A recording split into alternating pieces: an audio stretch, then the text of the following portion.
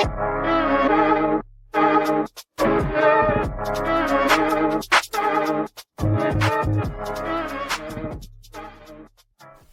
everyone, welcome back.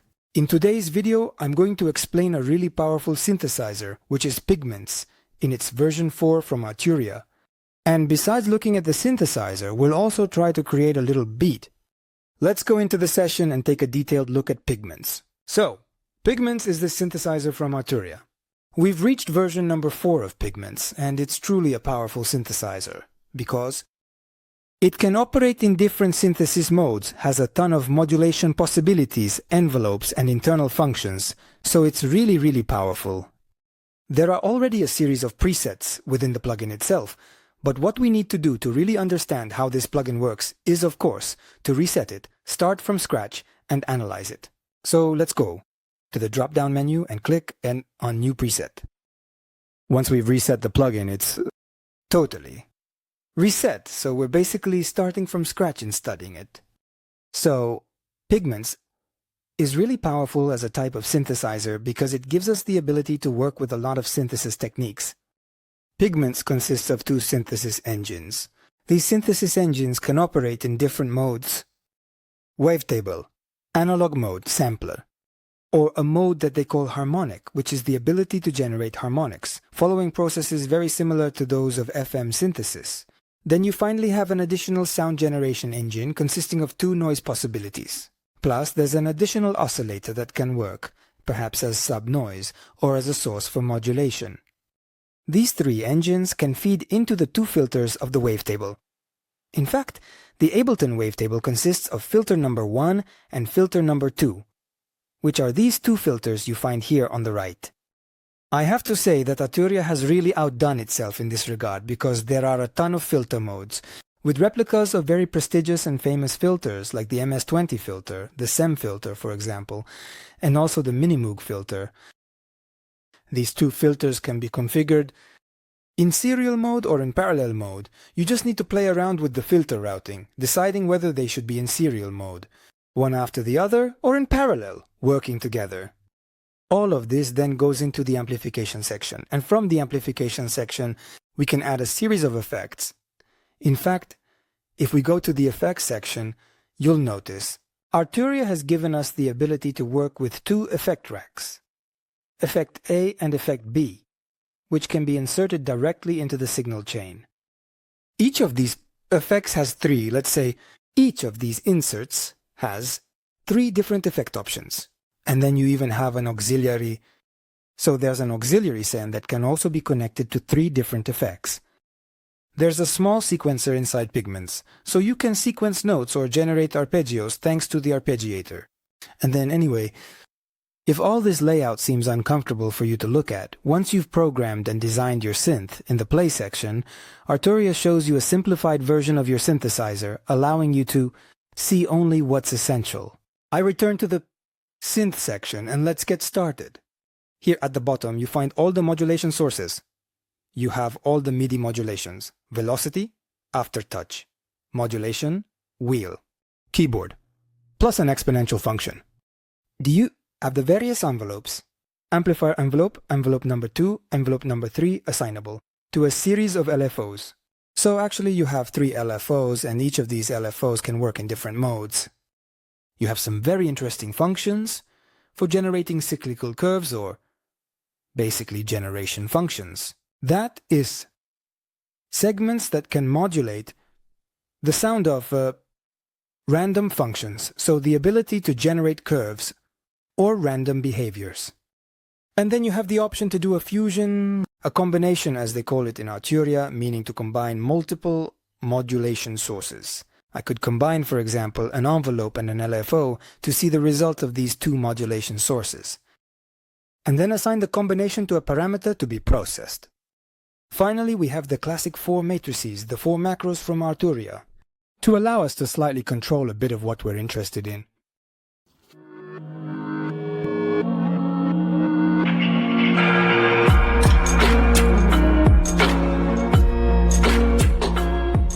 The analog mode is nothing more than a virtual analog. That is, it is giving us 3 oscillators at our disposal. These three oscillators can have different waveforms, and we can combine these three oscillators, generating, in short, A, P. Very complex sound construction. Similar to what we would do with Ableton's analog or any synthesizer based on virtual analog construction. The first oscillator has the ability to generate sine, triangle, sawtooth, ramp, and square waves. Let me play the sawtooth wave for you.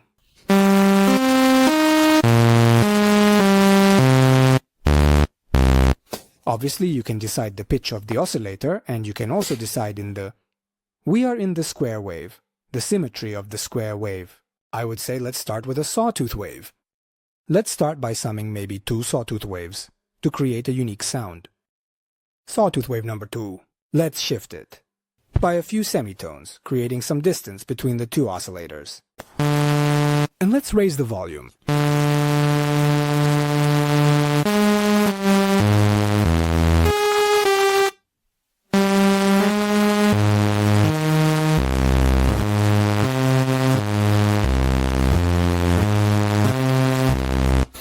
Of course, these oscillators can be controlled by a keyboard, or they can be decoupled. At this moment, if I go to release them from keyboard control, they remain fixed.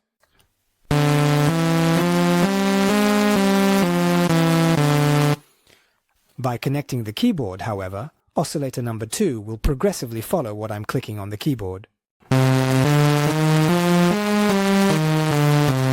These two oscillators, oscillator number 1 and oscillator number 2, are actually connected by an additional modulation option. In fact, if you look closely, there's this little connection that links the modulator to either oscillator number 1 or oscillator number 2. This means that from the modulator, I can decide where to take a source from. So, if the source is oscillator number 3, oscillator number 3 could modify the frequency of oscillator number 2, or it could modify the frequency of oscillator number 1. We're doing exactly synthesis. FM.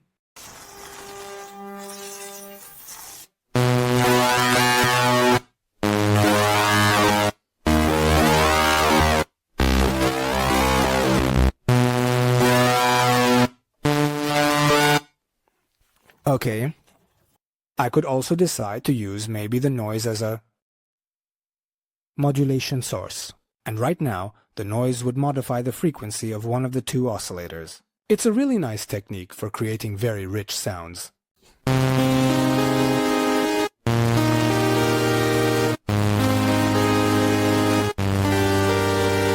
The third oscillator can also be decoupled from keyboard control and can work just like the others. These three oscillators can actually now converge into filter number 1 or filter number 2. The destination of the two oscillators depends on how we turn our filter mix potentiometer. That is, we can decide whether to send the sum of the three oscillators to filter number 1, filter number 2, or split it up. A certain percentage in filter number 1 and a certain percentage in filter number 2. The generic output, this volume, actually allows me to control the final volume of the sum of the oscillators. In the analog synthesis engine, we also have the option to add an additional noise source, which can be red noise, white noise, or blue noise. These are different colors. You shouldn't confuse this noise with that noise because the first noise is just a noise source that's added to the sum of the oscillators. It will then converge into the filter, while the modulator is a noise that brings modulation, so it's very different in that aspect. On the left, we have the option to decide the overall tuning and also whether it should be controlled by the keyboard. I've decoupled it.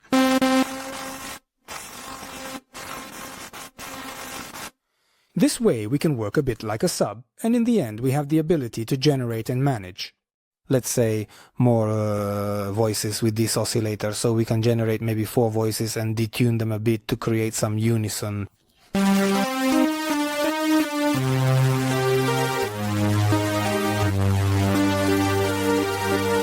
This unison utility can actually take on different forms. We can work with unison, we can work in modes, chords, and then establish a certain chord progression, chords that we will play when I click a single key.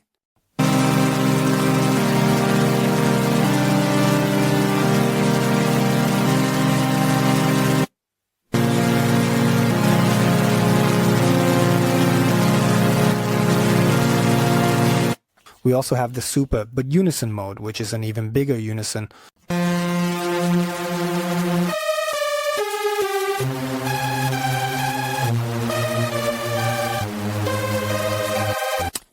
Well, all that, we said that it flows into a filter. Let's take a look at how filters behave.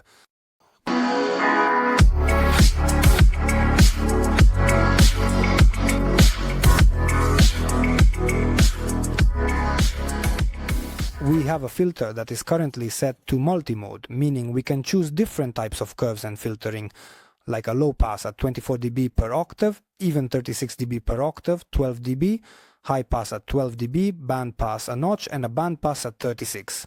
So in multi-mode, we really have a wide range of filters available. Let's set a filter, a 12 dB one, per octave, very smooth with the cutoff. Let's close the filtering curve, and with the resonance, we'll emphasize the cutoff frequency.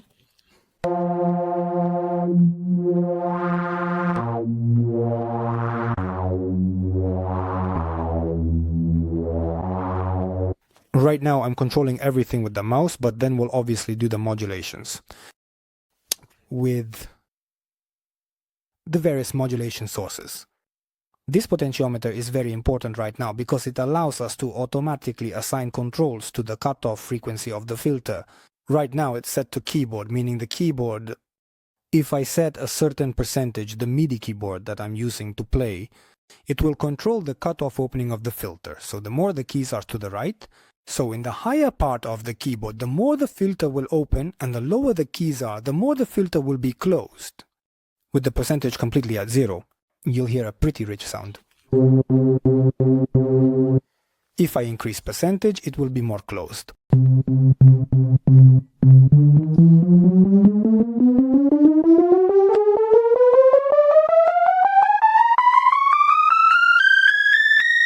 You can hear it gradually opening up.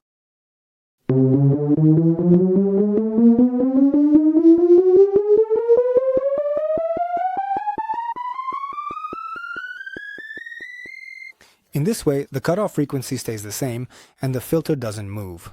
It would have been nice if they had shown me the cutoff frequency moving. We can also choose additional modulation options, for example the LFO. Right now, the LFO is controlling the filter in a somewhat semi-normalized way.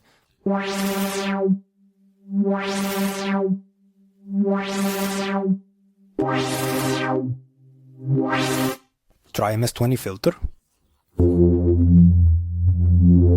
The characteristic of an MS-20 filter is precisely the ability to push the resonance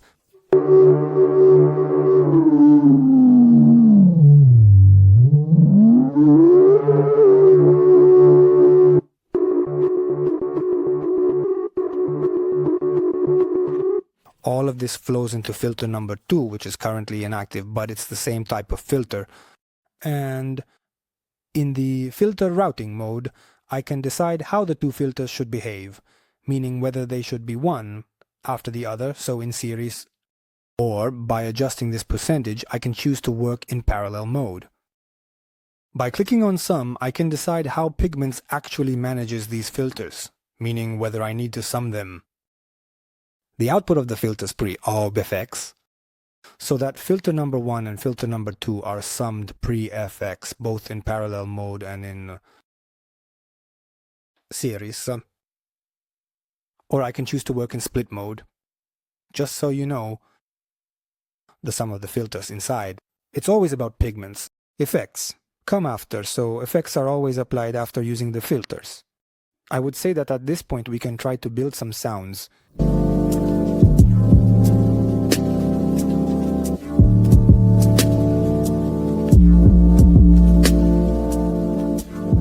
We could start to envelop the filter a bit so that the filter opens. When you press a key, meaning I would like to assign an envelope to the filter's opening. Modulations in Pigments 4 are really easy to manage because they've included shortcuts to make modulating very quick. We find the envelopes here at the bottom. Envelope number 1, which is for the amplifier. Envelope number 2, a free envelope. And envelope number 3. These envelopes are really beautiful because when I click I can really see the path of the modulation. Notice envelope number 2. When I press a key, I can really follow the attack, decay, sustain, and release. Let's make the filter open according to this envelope, so according to this type of function.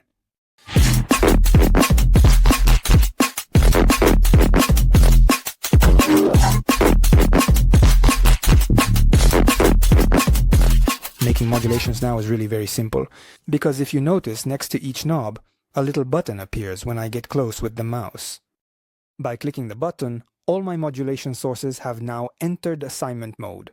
So, if I want to control the cutoff with envelope number 2, I just need to open or assign a certain percentage of modulation to envelope number 2. I just need to open and assign a certain percentage of modulation to the filter's cutoff frequency with the envelope. Let me show you again, so I reset by double-clicking and go back. If I want the envelope to control the filter's cutoff frequency, I just need to move the mouse close to the cutoff. The little plus button appears. I click on the plus button, and then I raise one of these faders accordingly. If I wanted envelope number 2, envelope number 3, or any other type of function to control the cutoff frequency, I want envelope number 2 to control the cutoff frequency, so I raise this slider here. 50, that could work. Let's lower the cutoff frequency a bit, so that we start from 111 Hz, and the filter's frequency will open according to this attack, with this decay, sustain and release.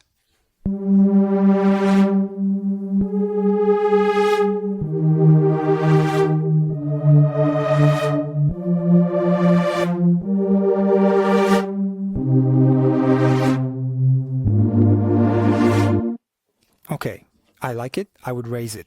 A bit of sustain to keep the filter sound a little more open. And maybe the attack a little less, let's say 700, 600 milliseconds.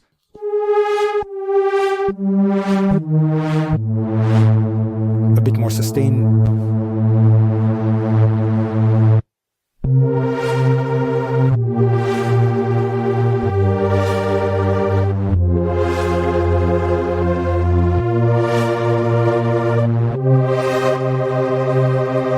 Okay, we're ready. I would like at this point that the pitches, maybe of all the various oscillators, oscillated according to an LFO. So let's also take a look at how LFOs work. So actually, I want the overall tuning of the entire synth, this one, to oscillate with an LFO. In a very, very gradual way. We could also do it on the individual oscillators, but let's see if we should work on the entire range, so on the semitones or on the fine-tuning. Maybe the fine-tuning is a bit more delicate. So, let's do the modulation here as well. Press the plus button, and the various modulation percentages appear. I want to modulate the fine-tuning with LFO number 1. I click and increase it, maybe by 20%. I'd say that's good. Once I'm done, I just need to close the LFOs.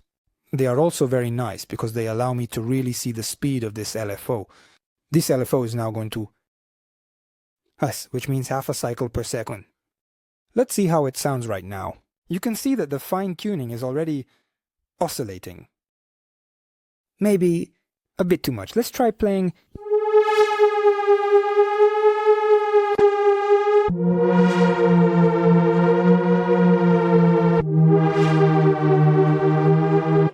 Actually, maybe I just want it faster.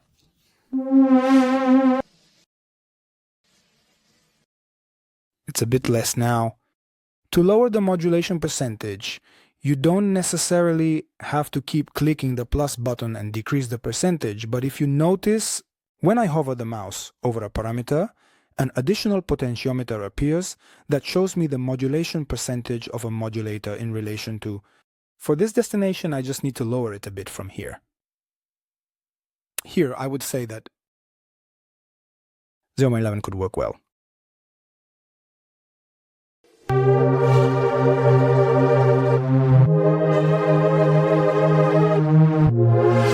I would lower the filter envelope a bit more, so I'll go back to attack and reduce the attack a little.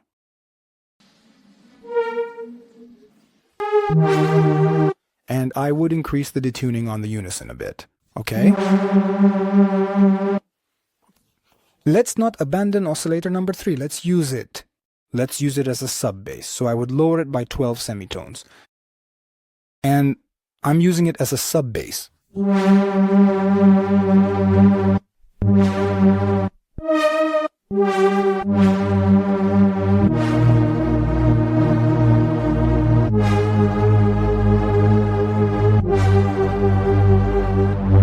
Let's add some effects to this sound and then save the preset so you can download it too.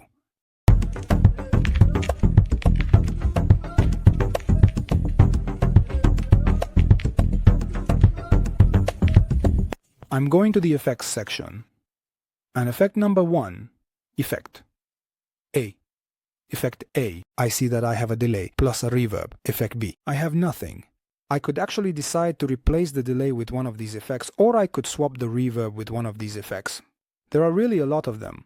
I should create a chain like this. So let's move the reverb down here. First, let's do a tiny bit of compression on the sound. So I'm going to add a light compressor, just to keep the sound a bit more compact. Let's give a bit more output gain, so that the various modulations are kept under control by the compressor. And let's add a very light delay in ping-pong mode, so with a left-right effect and a light reverb. This synth sounds really nice in the low range. So actually I would take the opportunity to build it as if it were a bass.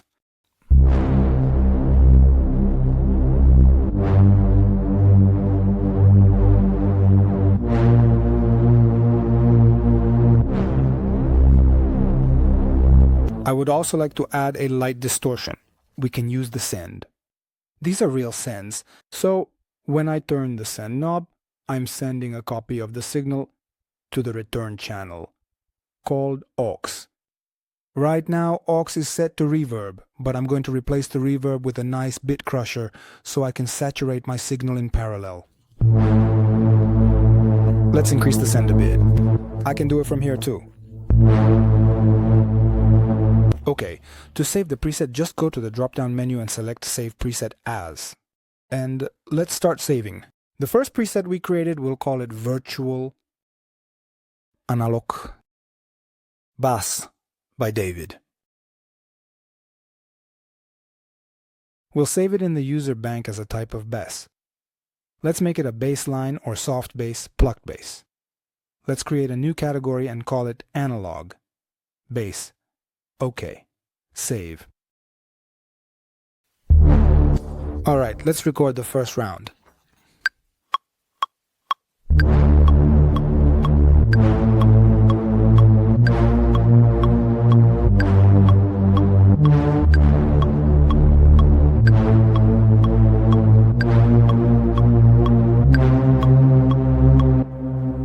Let's quantize, as usual, and we have our first analog bass.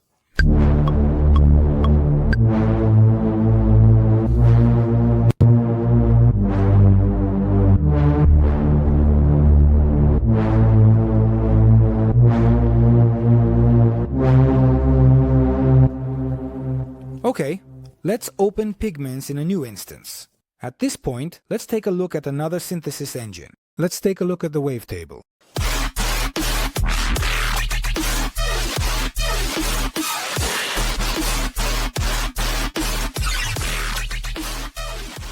The Wavetable in Pigments, actually, it uses the same working modes that are also present in Ableton's Wavetable, which are also found in the Wavetable, which is what Serum or Wavetable gives us. However, in general, Wavetable has more or less always the same type of approach to sound construction. We have a wavetable here too. The ability to decide here too whether the waveforms generated by this table should go into filter number 1 or into filter number 2, the ability to decide the position of the table and the option to permanently modify the waveform.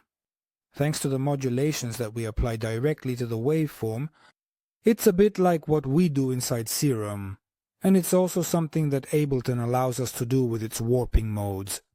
Here, in the wavetable of Pigments gives us the ability to perform frequency or ring modulation on the waveform.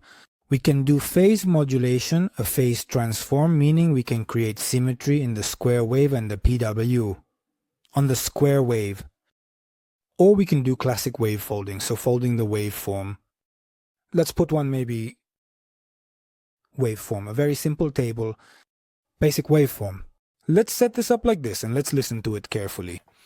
So the first thing we're going to do is frequency modulation or ring modulation.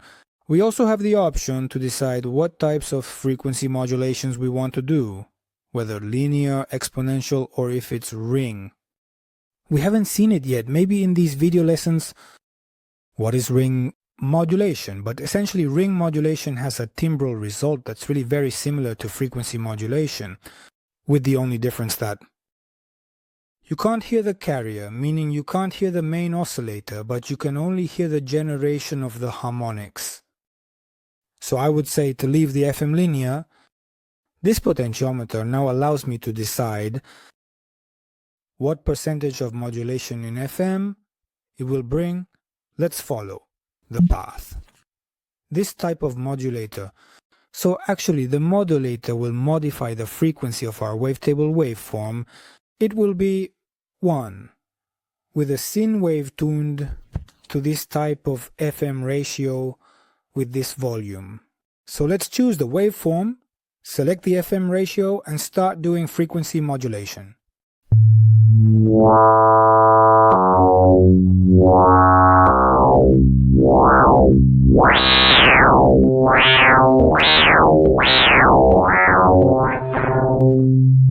It's really the classic FM synthesis sound. So we approach the sound construction with this frequency ring modulation, just like we do with operator or with FM8 of native instruments, or really with any type of synthesizer that allows us to do frequency modulation. Let's see the difference between linear and exponential.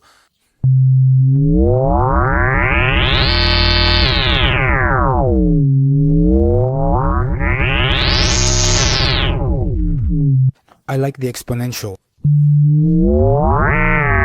Let's take a look at how phase modulation works. So I can do phase modulation in sync mode based on the keys I press in a random way on itself. So actually the waveform of the wavetable will synchronize its own phase. It's a bit like a sync on itself. Or I can choose the oscillator on the right as the source so that I can do phase modulation with the oscillator on the right. Now I'm listening to a hard sync done from the keyboard, meaning at the moment I press a key on the keyboard, I'll force the oscillator to reattach to its own phase.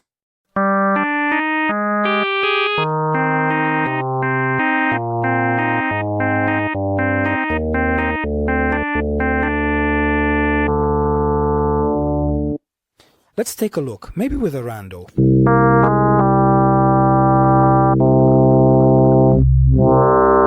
Rando differs, it's bigger, between a phase sync in synchronized mode, keyboard, or in random mode. It's really subtle, but you can notice it when I do phase modulation on itself.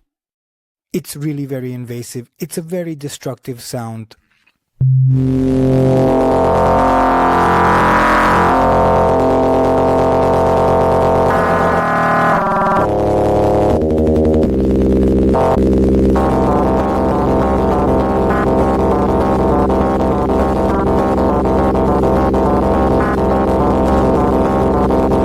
In mode, instead, modulation through the oscillator.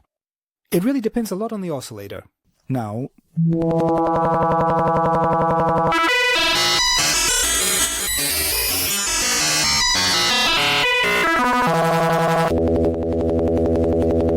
phase transform, which means changing the phase symmetry.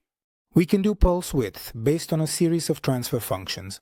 Let's go and manage the most bar, let's say invasive ones, maybe a pseudo PW.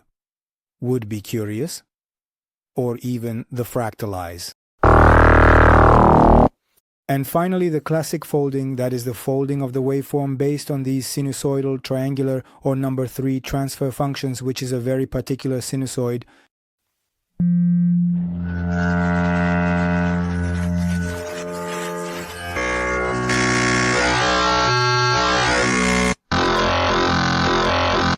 Last thing regarding the modulator, we can also decide to send the modulator to audio, meaning this waveform that handles frequency modulation, phase modulation, and so on. If I wanted, I could also send it out, or I could decide to use the engine number 2 as a modulation option, not the modulator. This is really awesome because engine number 2 is a synthesis engine, exactly the same as engine number 1.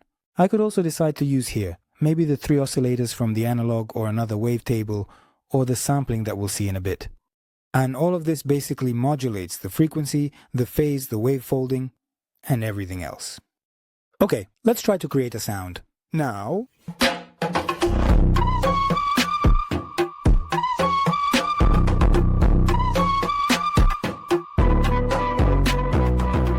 the wavetable in Pigments, just like any other wavetable, accepts external audio files. So I could take an external audio file or from Ableton, any kind of sound, drag it into the wavetable in Pigments, and it will analyze this sound, extracting for me the waveforms to be tabulated. I like this table. Here, Cold Fire Squish is from the Pigments 4 category. Boo. So the first thing we could do is to envelope the position of the wavetable. So I click on the position of the wavetable. There's a plus button. Clicking on plus. All my sources are active, so I'm going to envelope it with envelope number 2. Good night. To create this kind of movement, yes.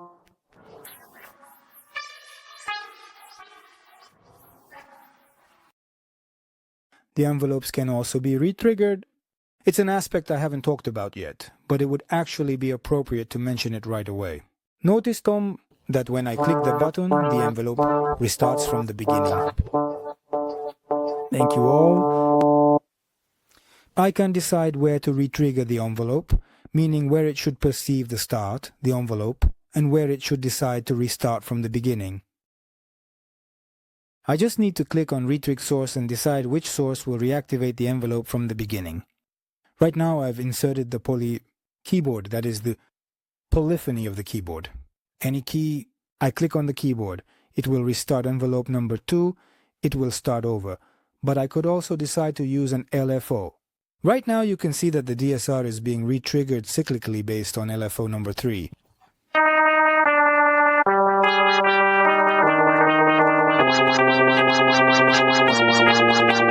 It's very similar to an LFO behavior. From this point of view, though, it would be interesting to add a random function, for example, in a random way. She gets paid, but let's leave the polyphonic keyboard mode so that every time I click the key, it restarts. From the beginning, I would also like to play around with the various modulation possibilities of this waveform now. I really liked it. The phase modulation with hard sync.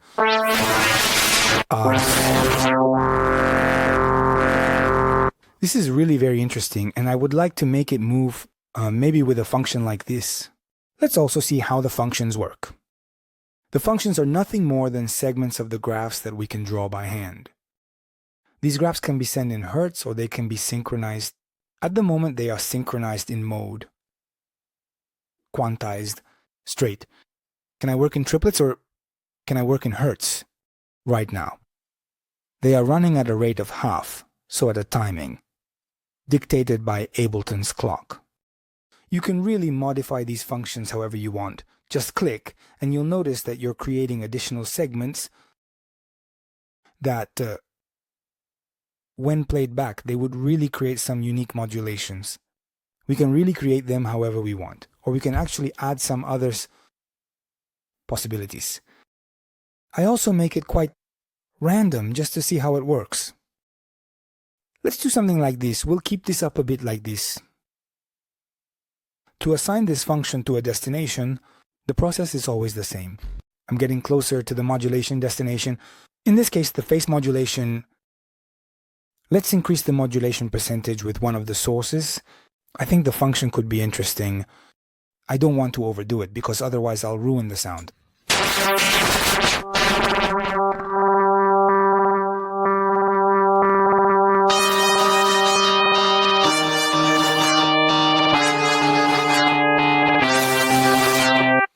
position of the wavetable might be going up a bit too much, so let's reduce the envelope modulation on the wavetable position. Notice that if I bring the mouse closer, just lower the modulation percentage. Thank you.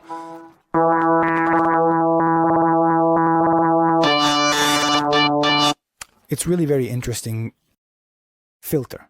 Let's close the filter a bit. At this point we can use a multimode, but a Bika 24 dB per octave. So yes, a multimode filter. I'm good with the 24 dB. We're already in a good place. A bit of resonance. Let's close it a bit. Maybe we can gradually make this filter oscillate. So we'll make it oscillate with LFO number 1 using a waveform, a bit pointed, a nice sawtooth, not in hertz, because otherwise it's hard to control. But let's go with synchronized rate. So let's set it to maybe an eighth or a quarter. It could also be interesting. Let's assign the cutoff LFO number 1, and I'm going to give it a slight movement. Okay, I'd like a sound that's a bit longer, so I need to work on the amplifier's envelope. I'd like a bit more release on the sound.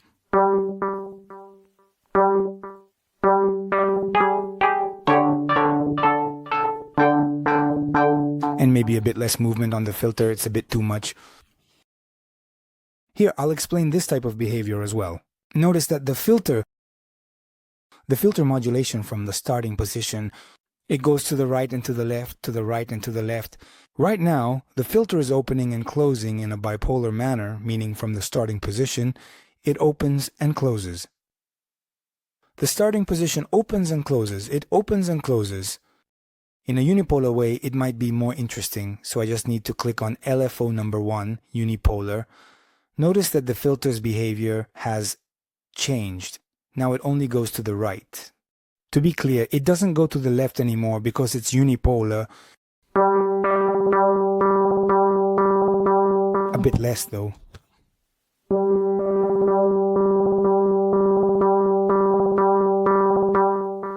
Okay, let's add some effects.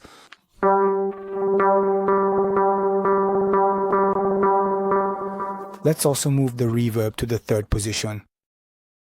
Delay in the second position, and let's add a little compressor here too, just to keep the various modulations a bit compact.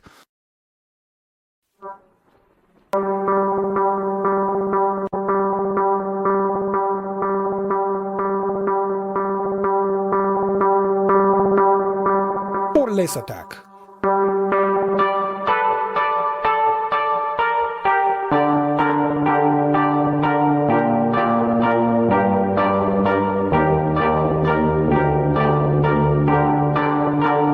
I'm still missing something else. We're also using engine 2, so I'm activating engine number 2 as well. Right now, engine number 2 is working as a sampler, but we'll see that in a bit. I'm going to set it to analog mode, plus on the 3 analog oscillators. And we distribute these 2 oscillators in such a way that one goes only to filter 2, while the wavetable goes only to filter number 1. We're using these 2 filters not in serial mode, but in parallel mode. So I'm also activating multi-mode on filter number 2. Let's close it a bit. Let's make this filter move with the envelope we're using, number 2.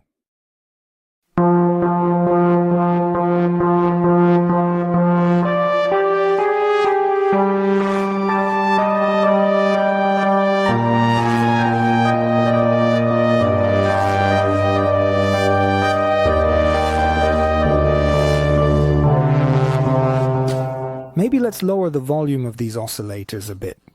Maybe it would be nice to set oscillator 2 to sub-bass mode.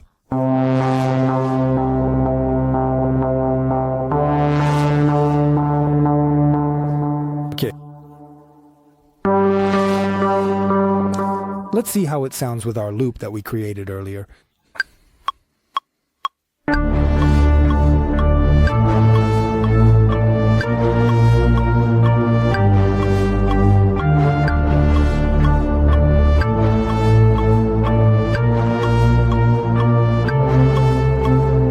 So I'm going to save the preset here.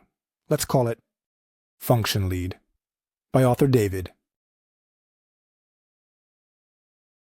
User bank type, it will be a lead. Polylead.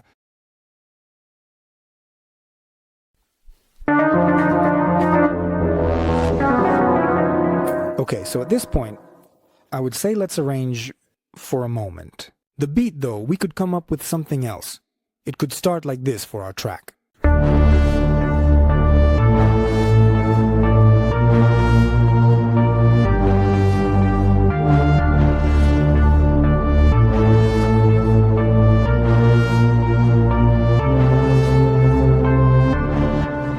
Let's speed things up. A beat from bar 9 will start directly E with a rhythmic part. We can use this to create some really fast rhythms. Sounds good. It's very interesting because there are different drum styles with pre-made loops or one-shot hits.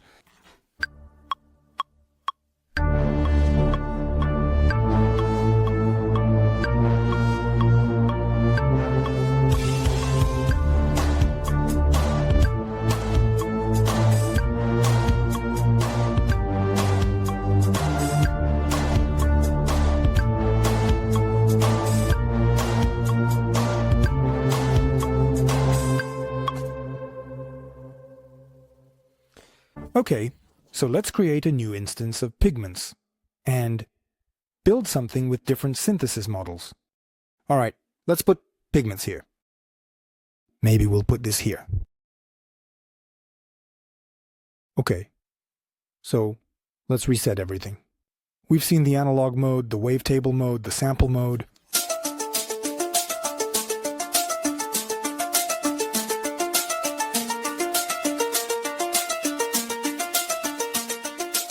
It's really very interesting because Pigments also acts as a sampler. That is, we have the ability to insert up to 6 memory banks for samples and play each individual sample. Right now, in Model A, in Memory Bank A, there's a sample of a piano.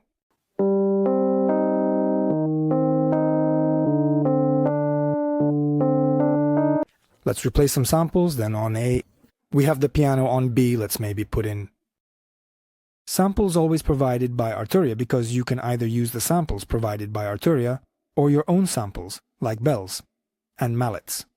Let's take a look. Add a marimba. Yeah, that works. Double click. On C, let's add a music box. This one. On D, let's go and insert a guitar. Let's do a classic, this stuff here. And let's just leave these 4. So we have A. B, we have this thing here. So we have this thing here. D, we have this thing. Now we can play them individually, like I'm doing. But if we go into edit mode, and you can also decide how the playback of these elements should work. So for the playback of A, I say that the play mode should go forward. The playback of B. Actually, I would like it to go in reverse. But not starting from there, but maybe starting a bit earlier. So you can take it, drag it, and move it. Here.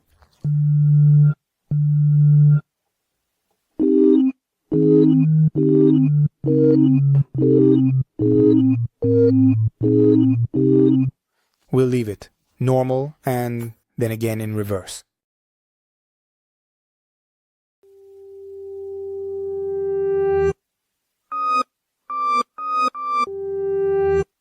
I'm continuing to change the sample manually right now, so I select A and play A. I play B. I play C. I play D. If I switch to map mode, I can decide how these samples should behave on this map. So if they need to be played individually, they should even be mapped to the octaves of the keyboard. So a certain octave of the keyboard. CO plays sample B for me, this octave. It plays C. And this is really interesting because I can play multiple samples at once.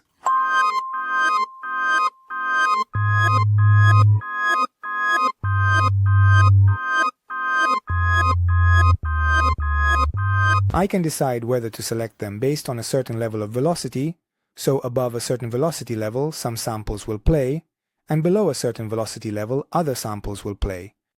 I can decide to assign a certain map and then gradually vary the samples. Now I'm playing A, playing B, now C, now D. The round robin mode is really nice because the samples keep playing one after the other.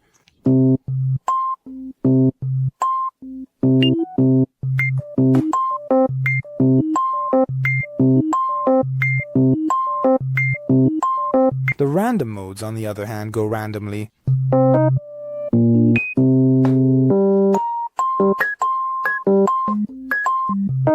Okay, let's take one of these samples now. Let's go into single mode. Maybe we'll take B,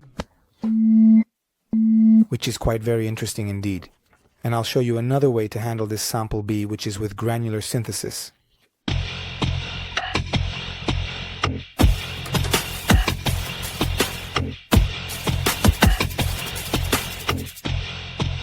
Each of these samples can be managed with granular synthesis, meaning we break the sample down into smaller samples that we can then to combine them together, giving them a certain shape. It's really amazing how it is. Density allows me to decide how to break my sample down into micrograins. Of course, more micrograins.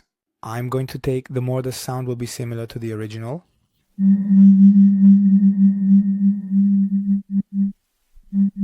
With a few grains, it will be really jagged. We can decide the duration of these grains, so we can either keep them very short or make them very long. Obviously, very short will have a very rhythmic and jagged sound. Exactly.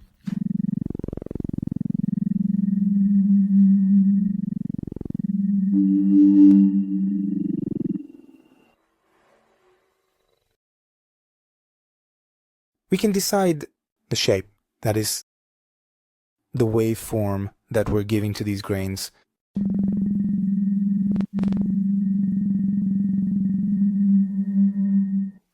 Below we have all the various movement functions, meaning we can decide the start where the capture of these grains should begin, what the pitch should be, the density, which means we're going to add the probability of generating new grains in subtractive or additive mode.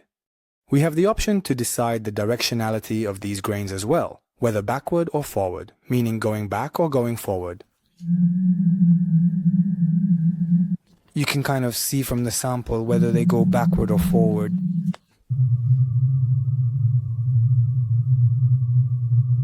We can add a random factor to the size, so we can establish a certain random amount of variable length for the samples.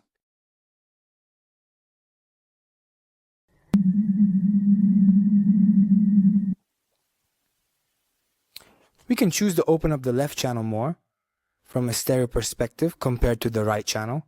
So we're going to create a swapping between the samples from left to right and finally randomize the volume.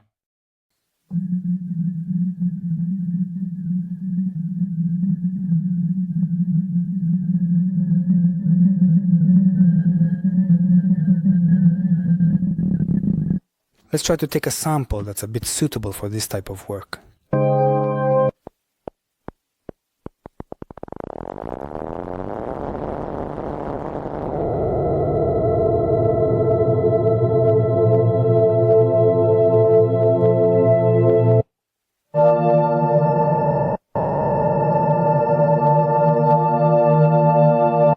Let's open this site with an envelope. So we assign it envelope number 3 and give it a certain type of attack.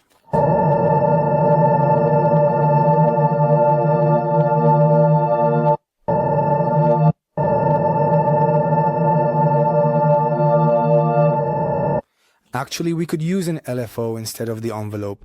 Let's use LFO number 1 so that we can sync it up. So we'll go with LFO number 1.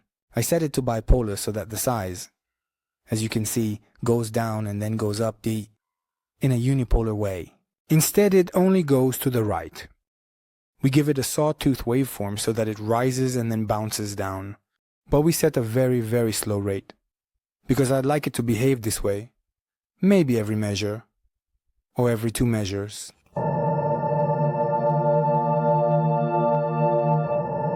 Understand?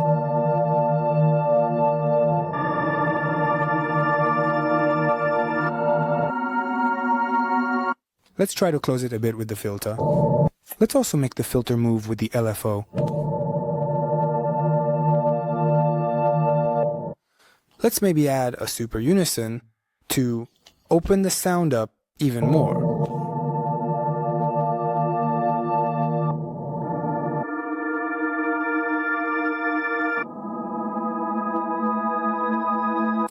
Let's add some effects. Just regular reverb. And here, instead of the delay, I would go for maybe an effect, a bit of chorus if there is one. Here it is, let's see it. To create this pad accompaniment effect,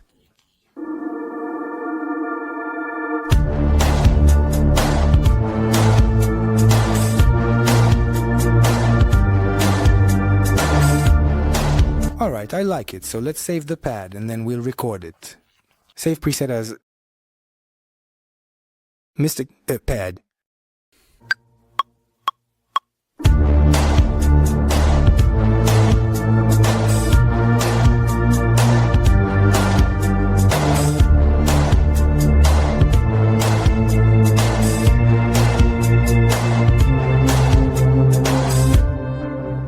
We're missing the last working mode of Pigments, which is the additive mode.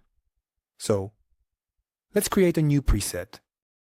And let's work in additive mode, additive harmonics.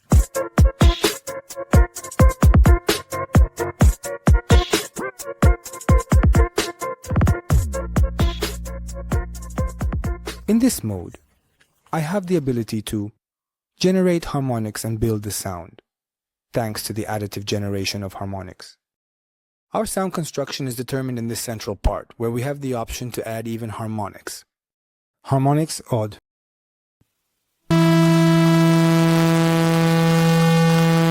Having done that, I can also manage the amplitudes of these harmonics, so I might decide to have a profile that's a bit more exponential in terms of amplitude, or a bit more open.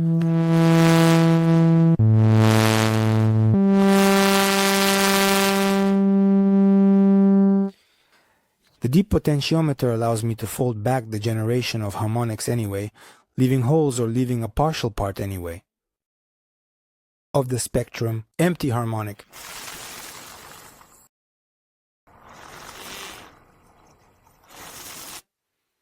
The selection of harmonics to eliminate, and therefore which blocks to leave empty within the harmonic spectrum, depends on the morphing we have between A and B. In other words, we can choose a series of waveforms to use as a basis for selecting the harmonics, a barrier for our harmonics, and therefore to be used as a block for the creation of harmonics. Let me show you. I could maybe use a signal. In shape A and in shape B, I could use a WCOM, which is much more invasive. Depending on how I move the morphing, I can go and create this kind of hole, or this type of hole.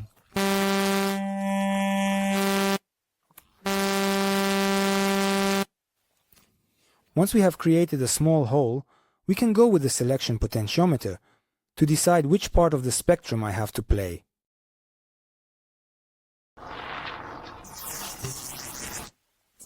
In the column here on the right, I have the option to modify the period of the waveforms that generate the harmonics, or create a certain split in terms of stereo positioning and imaging between the even and odd harmonics, or even start generating a series of randomness within the harmonic generation, just to be able to move the stereo landscape more fully.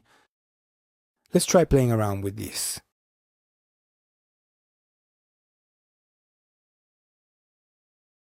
Notice how they move.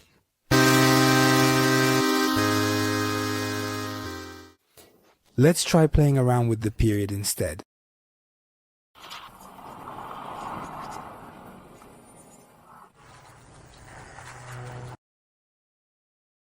This is also very nice. And in split mode, instead I manage even and odd on a different position just to expand the stereo landscape a bit. I can choose whether the even or odd harmonics should go only to the left or only to the right.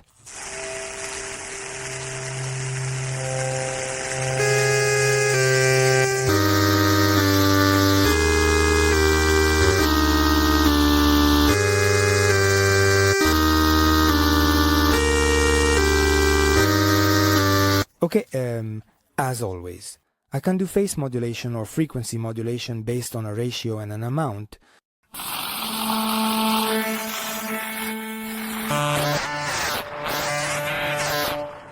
On the left side, there are a series of effects now that allow us to overlay or create a multitude of voices among the harmonics, a bit like the unison found in the wavetable section in the additive section, but with some other effects for the harmonics. We have the window effect.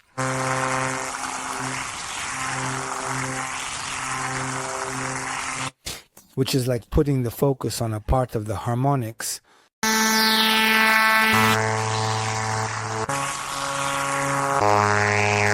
We have the cluster effect that generates a kind of cluster of harmonics, meaning a set of harmonics in a very confusing way, at a certain position in the spectrum. Let's add some density, increase the cluster, and play with the position.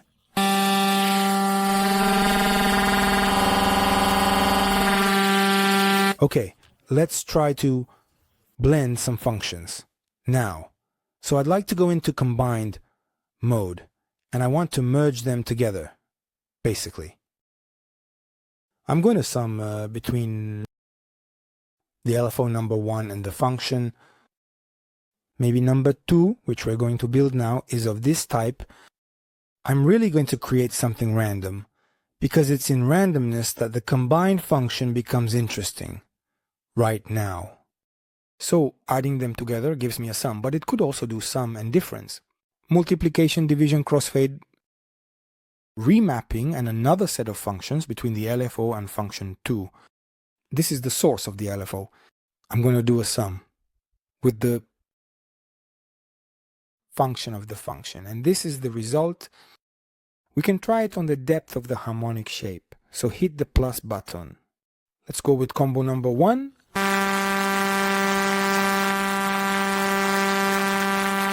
It's a bit more interesting.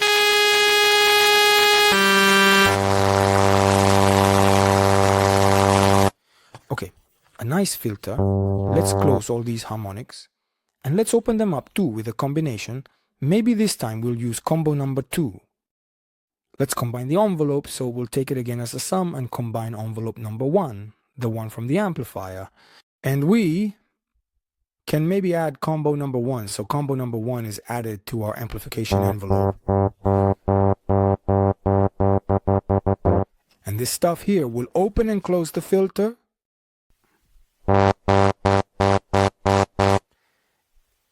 Okay, let's leave it a bit less.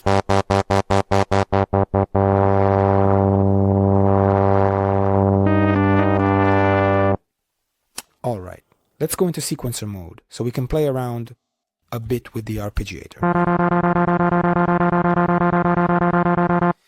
Right now I've selected sequencer mode, but I'm interested in arpeggiator mode. So I want to arpeggiate in up and down mode.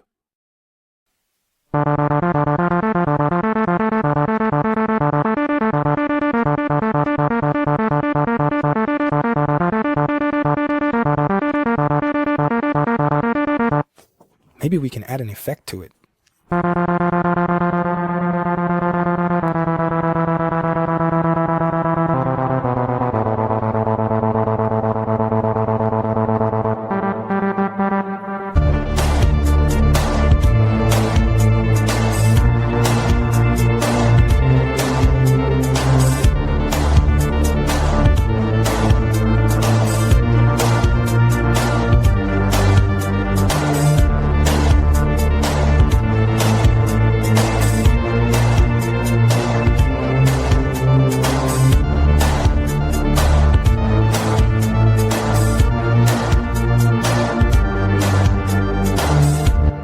That's fine, but I would like to add it to this point with the Endro too.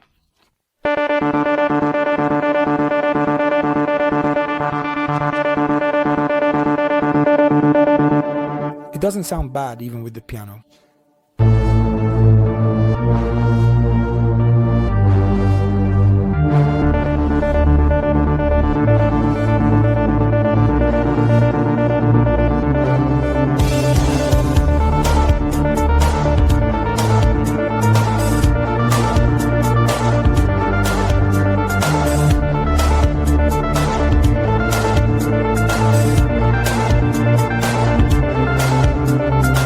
Okay, let's quantize. These are all octaves. Let's see how it sounds.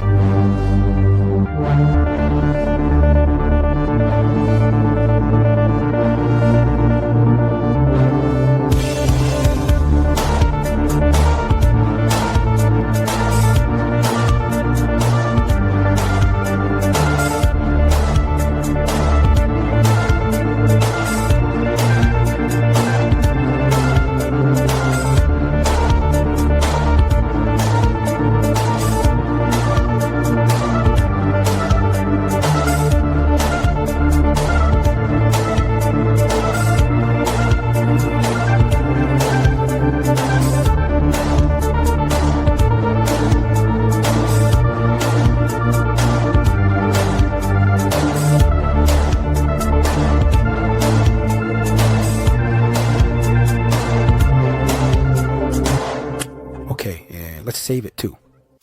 Let's save it. Save preset, as let's call it. Harp. Armox. Alright, I'd say we can add maybe a sub, a lead, and we're done. Let's add another pigments. Let's make a light sub bass, then sinusoid. Very, very low. Maybe. Let's add a bit of resonance. A bit more harmonics. We use envelope number 1 and also number 2, which is very punchy. We use it as a modulation source to create a kind of kick. Let's go to the semitones with envelope 2.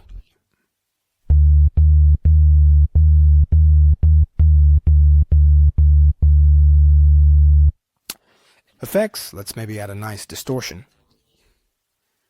So we move the reverb down, delay, we put it down here, effect A, we put a distortion.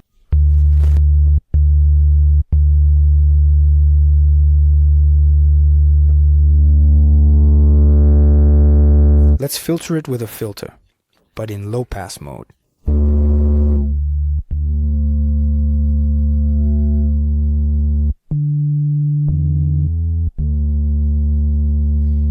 Let's also add the analog mode. And let's take a sine.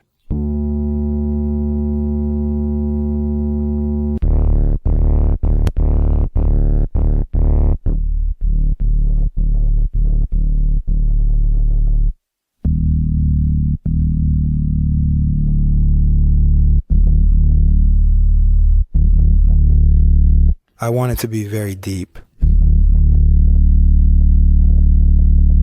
Maybe later we'll also make the filter move. I would like LFO number 2 to modulate the filter, but with a delay. So, more LFO number 2.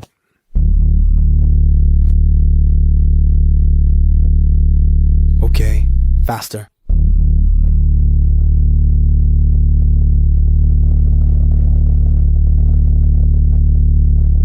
Okay. We can also modulate the dry and wet a bit with LFO number 2.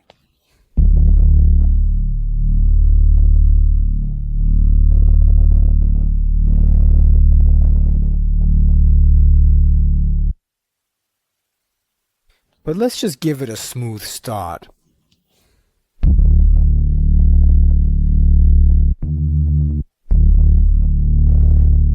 Because we're going to record this now. From here on, we record it.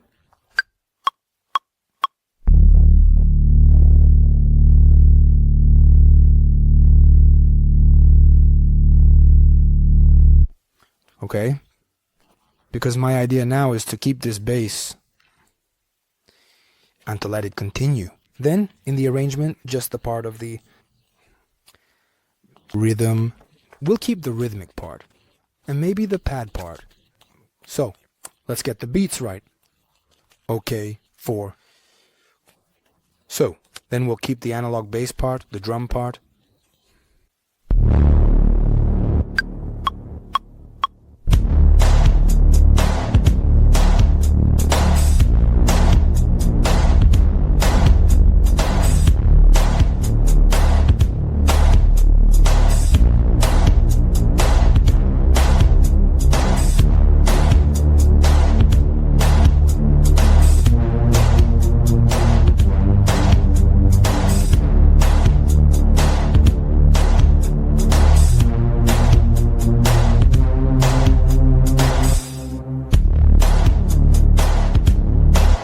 This hop that we have, let's use it anyway. Let's have it play a bit of a melody in the mid-low range.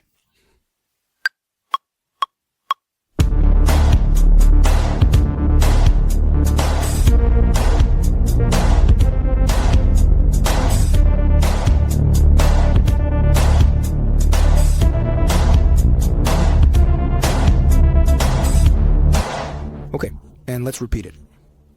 Maybe, but let's quantize it a bit better.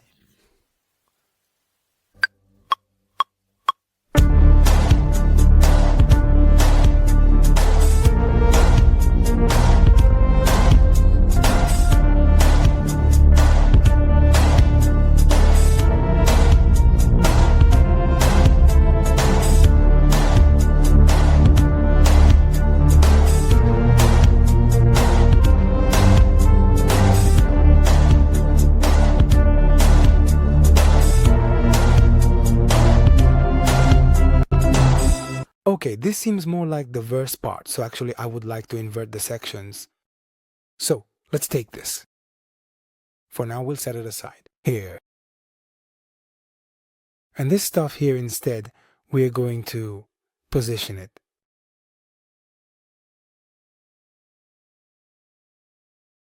Right here.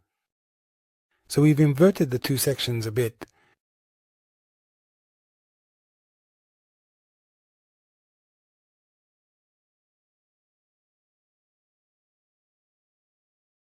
Let's see how it all sounds.